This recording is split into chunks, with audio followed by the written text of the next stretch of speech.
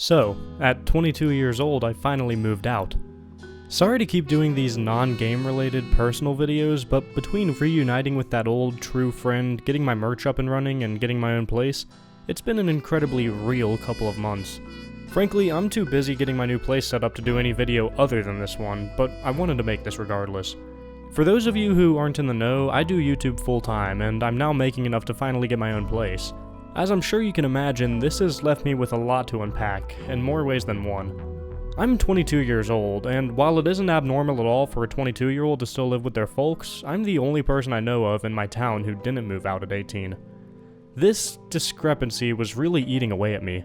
I love my folks and my old house. I intend to visit them often, but living there? That's a different story.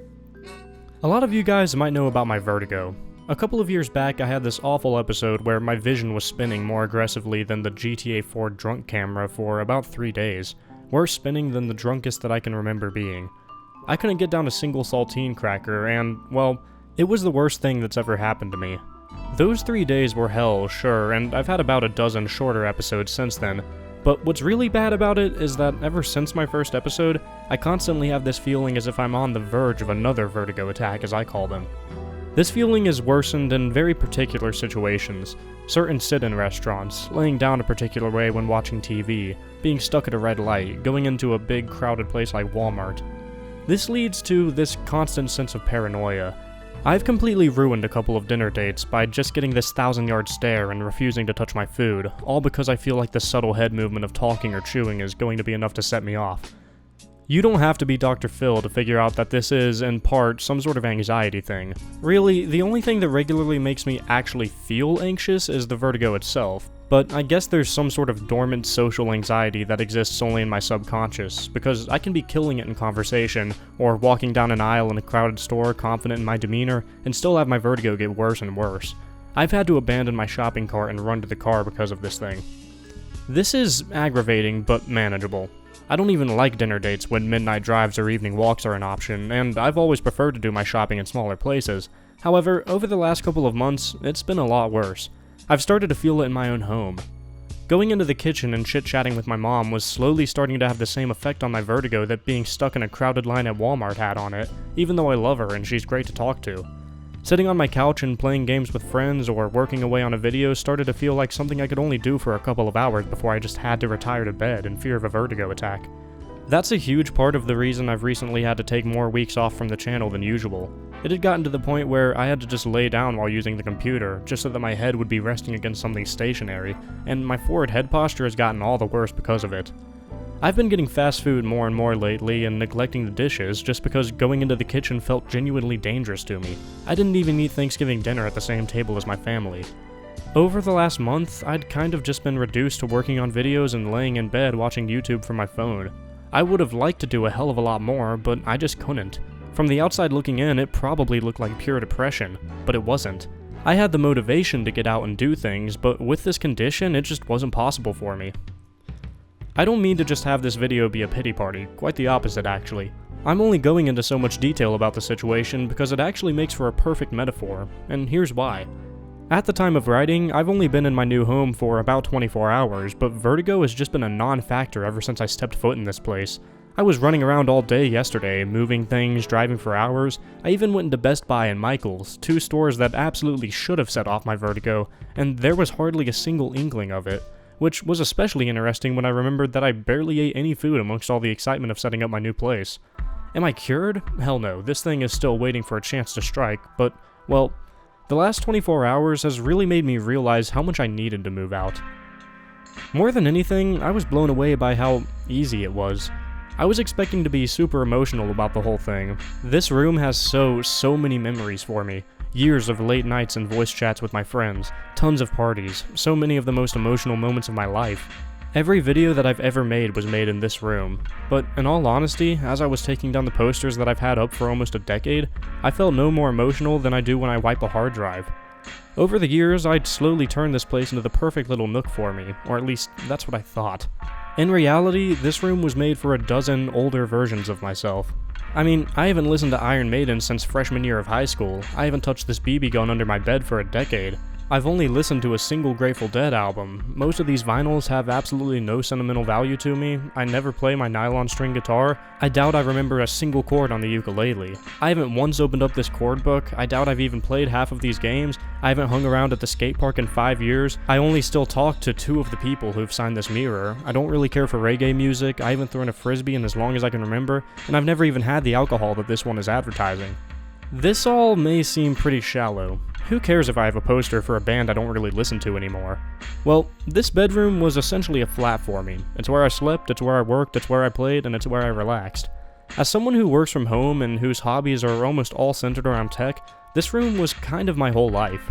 And, well, having all of these relics of the past surrounding me, it kind of made it feel like I hadn't really grown up at all. Existing in this room, it made me feel like, beneath who I am now, I was still that confused middle schooler, that angsty, edgy 14-year-old, that depressed teenager, that alcoholic party animal, that layabout stoner. In front of me sits the baggage of over a decade's worth of phases, changing tastes, mindsets that I thought would last forever, and frankly, I couldn't be more happy to be rid of it all. As I continue setting up my new place, the decorations are much more sparse. Some fairy lights, a couple of posters, and a few mementos. Less overall personality, sure, but this new place has a personality that actually represents who I am and how I feel. I'm always going to be one for the path of least resistance, and being surrounded by all of this crap from my past, it made it so easy for me to just adopt the bad parts of those phases when it was convenient. Who cares if I just spilled some coffee on my rug? I'm just gonna go for a drive and get some fast food. After all, I'm still a lazy stoner at heart. So what if I don't vote? The government's a sham, just look at all these counterculture posters. That's gotta be how I feel. Yeah, it's 3 AM, but I'll go get a coffee. After all, this nail polish marking on my mirror says, "Get high all the time." I must be a party animal. Who cares if I regret this coffee when I wake up at 2 PM tomorrow?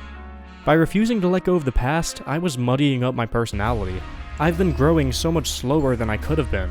Well, not anymore. It's sparse, but this place is like a new starting point for me. It's a checkpoint, where I've got stuff that actually represents how I feel and who I am now and nothing else. And you know what? As I lay in bed writing this, listening to Chet Baker slowly keep the room's atmosphere in check, I feel more like myself than I have in as long as I can remember. Yesterday, my first day moving in, before I had the stereo set up and before I even had my computer in this building, I was driving towards my old place to get some more of my stuff, and I thought to myself, alright, I'll go grab an HDMI cable at Best Buy, then I'll head home. The only thing is, home in this case was this new, unfamiliar building.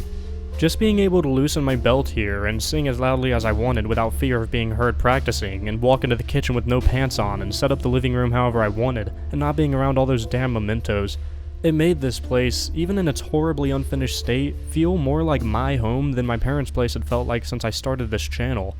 I'm sure my parents are watching this video, and I'm sure this all sounds completely heartless to them, but, well, I'm 22. That place hasn't been my home for a while. You guys always made me feel so welcome and loved, genuinely, but it's your home, and at the end of the day, I was just living in it. With that, it's time to get to the real point of this video. I thank all of you viewers and supporters at the end of every video I do. I've given you all more personal thank yous more times than I can count, every time I show my face or break character to be real with you, but there's 2 people I haven't thanked yet, at least not on the channel, and I owe the success that's paying for this apartment to them as much as I do anybody, and that's my parents. Like I said, everybody in my town moved out at age 18. They were either grinding their ass off in college or grinding their ass off at work to pay for their place. Meanwhile, I was scratching my ass, playing video games and smoking pot, but they harbored me nonetheless. 21 was the age we agreed on, where I'd be out on my own, but here I am moving out after 4 months of being 22. These 2 kept me safe and comfortable while I pursued my dream. There's no 2 ways about it. If I moved out at 21, I just plain wouldn't be a YouTuber anymore. I'd have been too busy with work, and I would have scrapped this channel back when it had about 200 subscribers, over a year ago. But that isn't what happened. Instead, I did part-time work for my dad, and then for DoorDash, giving me enough time to really pursue YouTube, and now it's my full-time job. A while ago, on the second channel, I talked about how romantic a notion it was to have my own creative energy going towards the food I eat, and the warmth I stay in, and the roof over my head. It was a pipe dream then, but it's a reality now. And as much as I owe it to all of you subscribers and viewers and patrons, none of this would have been possible without my parents. So, from the bottom of my heart, thank you, Mom and Dad. Everything I've become, all of this hope I have for the future, the incredibly sound sleep I get nowadays, the pride I have in my accomplishments here on YouTube, You guys are the ones who gave it all to me, and even if I move to the other side of the globe, or if YouTube fails and I end up in a toll booth, or I become a game director and leave YouTube behind, I'll never forget that. It's the end of the road. It was a hard trip. You didn't choose the easy way. It's the end of the world. You're almost fast asleep, and all the stars say, hey Judy, hey, all those lights are for you. Hey Judy, hey, I can't believe it's true. Hey Judy, hey, all the stars who kept you. Hey Judy, hey, you're already somewhere new.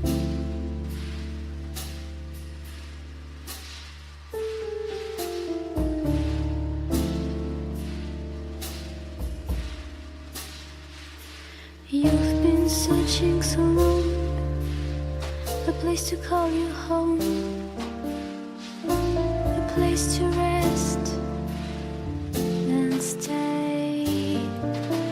You've been walking alone, they wanted you to come. Before I see you guys off, I'd like to go ahead and verbally thank my patrons. You guys have made this whole moving process a whole lot less scary than it would have been otherwise. I'd especially like to thank the patrons who are donating $10 or more monthly, such as Ahoy Buoy Polly K, Alex Vanderwood, Almost Dead Again, Anatoly Volnov, Andrew Melnick, Arthur D. Gonzalez Martin, Big Time Jim, Colin Gajik, Cooper Sutton, Kosh, Cosmo Borski, Daniel Christman, Darius Fazier, David Kaiser, Dominic Johan, Duncan Bristow, Fralem, In Bloom, Jack Eisenberg, Jano, J.O., John Strange, JP, JW, Kale Graybill, Max Binning, Mello, Mixer Rules, Money and Muses, Patio Furniture, CeeLo, Silver Silence, Wolf HD, and Young Master Pig. I'm going to be doing a small, simple, tour of my new home, I guess you'd call it, on Pork Brain, so if you're interested, then you can check that out there. Thanks guys, happy holidays.